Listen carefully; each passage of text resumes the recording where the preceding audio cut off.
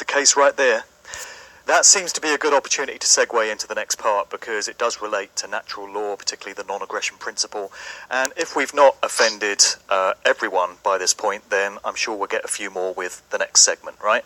So sure. I did want to get Let's go for it. Right. Well, I did want to get you to talk about Carnism, otherwise known as meat eating. It's another elephant in the room. It's something which is so blatantly obvious, but it's a subject area which most people choose not to address because it's very uncomfortable. And I know I'm asking you to go back over well-trodden ground, because you covered this subject on your podcast series probably 4 or 5 years ago now. But, you know, the subject is still current. Yes. The problems are still here, unfortunately, so it remains fair game to get into it. So, as anyone who's studied your work on natural law will know, one of the key tenets is the non-aggression principle. Do not treat others in a way you would not wish to be treated yourself. The key point about this, it strikes me, is that the others part doesn't just relate to other humans, but to other sentient beings, so far as it's within your reasonable ability to do so. And maybe we can get into that last bit as we progress and some of the situations where that might crop up. But this seems to be something that so many people miss, that do no harm extends beyond just harm to other humans. And as we've established, this isn't a matter of personal opinion. Truth and natural law go beyond any one man or woman's personal opinion, so it doesn't care a hoot for who might like it, or get upset by it, or believe it, or choose to accept it. It goes on being the truth either way. So that's right. Maybe you could just outline how Carnism, as you refer to it, the eating of the dead flesh of animals, ties into natural law and goes against the non-aggression principle. Yeah, you know, and I want to preface this by saying that I have not really touched deeply upon this topic since I initially put this content out through my podcast series. And the reason I haven't is because it's such a hot-button issue, and it creates such division within human beings that I almost want to just leave what I put out there for people who want to look into it and check it out for themselves, but not belabor the point to create more division between people, because there's already so much division between people. It's going to be very, very difficult for us to come together on the same page regarding natural law at all and human rights at all. So I've kind of just gone a little bit easier on this issue, but my belief regarding it hasn't changed at all. My understanding regarding it hasn't really changed.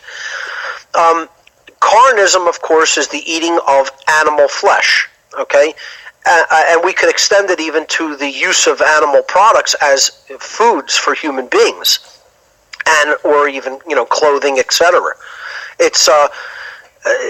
Carnism is part of the taking of animal life, okay, and animal products for human use and consumption.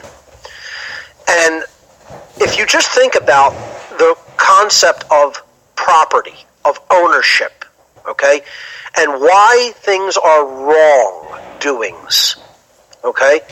So ownership is rightful possession, responsibility for its usage, okay? You maintain for it and care for it, etc. So my computer is my property.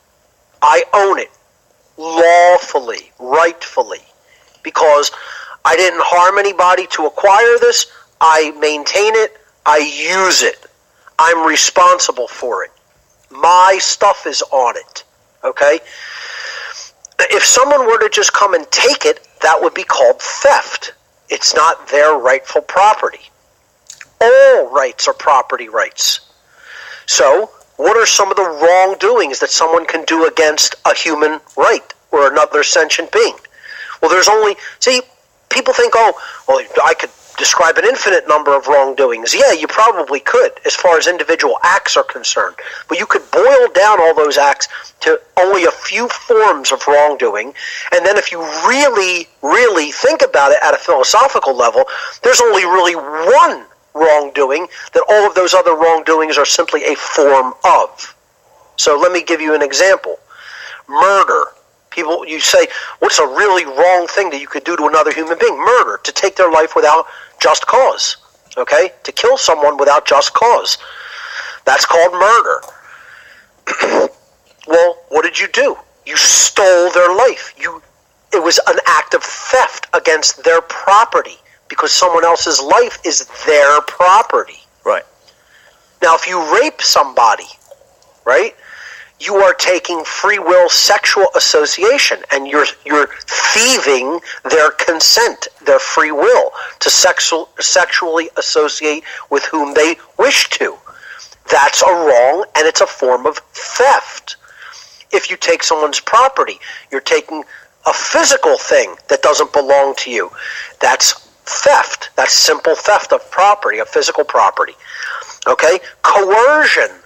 You're also stealing when you coerce somebody, when you try to take their rights or their freedom, or make them do things that they don't want to do, or prevent them from doing things that they do want to do. This is coercion. Well, you're also thieving or taking something that doesn't belong to you when you exercise in coercion, and that's free will. You're thieving someone else's freedom of choice. Okay, so all wrongdoings that we could possibly do, murder, assault, rape, theft, trespass, coercion, these are all forms of theft, because you ultimately have to take something that doesn't belong to you, that is rightfully owned by another, when you engage in theft.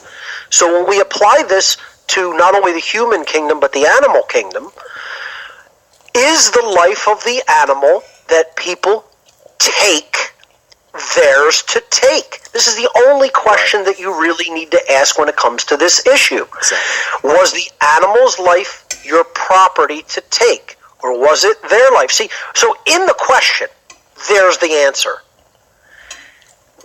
Do we say, there's a cow, I'm going to take my life by killing that cow? Would we word a sentence like that? No, because it's not ours. Right. If you're going to go and kill that cow to eat it, you have taken the cow's life. You haven't taken against something its will. that belongs to you. Right. But I'm talking about the actual word, cows. That's the possessive of cow. Okay? Cow apostrophe S. You have taken the cow's life. Well, what does that in and of itself imply through simple language? Through the possessive, adding the possessive apostrophe S to the word cow. It means that the life belongs to the cow. It's its property. It's not your life. We word it as, well, Jim, we're going to go and kill this cow today on this farm, and the cow, that's your life, Jim. Well, you wouldn't apply the word "your" to the cow's life. I mean, I don't know how much simpler it could possibly get. You say it's the cow's life. Right there, you're acknowledging that it is not yours or mine. Okay? Right. So if it is their property, and you are taking the property by killing the cow when you had no right to kill the cow, you are engaging in a form of theft, which is a wrongdoing. I think it's that people do not equate the teachings of natural law with anything beyond human life. Right. Because when you look at most organized religions, they have at the very core of their doctrines an understanding of natural law principles before all the dogma and all the rules and regulations of the holy books were added. And I think a lot of people inherently understand that at the very core of themselves, that you should not initiate violence against another human, but they don't seem to grasp that it extends to other sentient beings. They don't seem to grasp that other life forms have these same rights. That's correct. And that's because they don't apply the very simple foundational philosophical principle of ownership. So, and then many of them will make the erroneous assumption that this has to immediately be extended to the plant kingdom. And they'll say, well, plants are shown scientifically to feel, etc. Yeah, plants aren't animals, okay? So, in other words, look, if we could physically survive on something other than plants, meaning like just light or air or water alone, then do it, okay? But having to sustain ourselves with some form of biological matter, the plant kingdom is the best choice because they are not the type of consciousness that animals or humans are. They are much more undifferentiated consciousness. And this has to do with the law of assimilation. There's a couple of laws in the natural world that have to be understood when talking about why Carnism is wrong and a bad choice. The first is the law of assimilation. First of all, the more undifferentiated of matter that you take into yourself, which the human and animal kingdom are the most differentiated forms of matter, okay? Meaning that it's not a simple thing, okay? It's a complex system. When life becomes more and more complexified, okay, one, it becomes harder and harder to break it down. And two, it's achieving higher levels of consciousness as it becomes more complexified. So what we would do the best at eating, because it would be the easiest to break down energetically, would be something that is undifferentiated, okay? So this is what the plant kingdom is. It's very simple. It's one thing. Your body has to release less energy and enzymes to break it down. When we take in animal life, we are actually taking the energy from the plants that the animals themselves took in. And where is all that energy coming from? It's ultimately coming from the sun. It's coming from the sun and the nutrients in the earth and the water of the earth. That's where all the energy is ultimately coming from. And plants store that energy effectively. They store it through the process of photosynthesis and through taking up of the nutrients through the soil system of the earth. And we are symbionts with that process. That's why a plant-based diet is going to maximize and optimize human health. And the people who say, no, that isn't true, haven't done it correctly. They have failed at doing that properly, right? And think that it isn't possible for others.